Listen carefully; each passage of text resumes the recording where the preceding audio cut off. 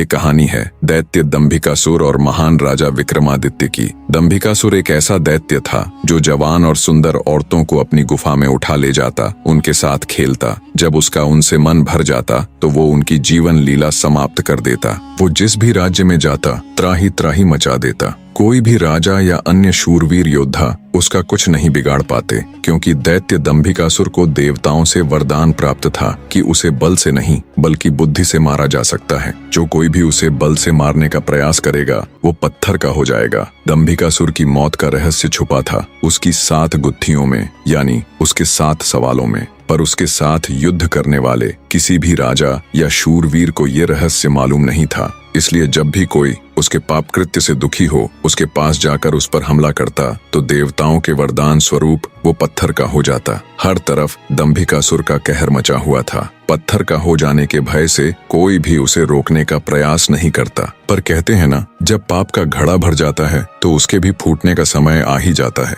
हर जगह अपनी मनमानी कर एक दिन दैत्य दंभिकासुर ने उज्जैन नगरी की तरफ रुख किया। उज्जैन नगरी के ऊपर उस समय महान राजा विक्रमादित्य का शासन था। महाराज विक्रमादित्य न केवल बलशाली थे बल्कि वे बहुत बुद्धिमान भी थे। उन्हें हर प्रकार के कौशल में महारत हासिल थी। उन्हीं दिनों में विक्रमादित्य की नगरी उज्जैन में एक धनी साहूकार रहता था। साहूकार के 2 लड़के थे। बड़े का नाम महेंद्र था और छोटे का लखन। बड़े लड़के का विवाह तो साहूकार ने कर दिया था, पर छोटे बेटे का विवाह करने से पहले ही वो ईश्वर को प्यारे हो गए। पिता के गुजर जाने के बाद कामकाज और व्यापार संभालने की सारी जिम्मेवारी दोनों भाइयों पर आ गई। दोनों भाई दिल लगाकर कारोबार संभालने में लग गए।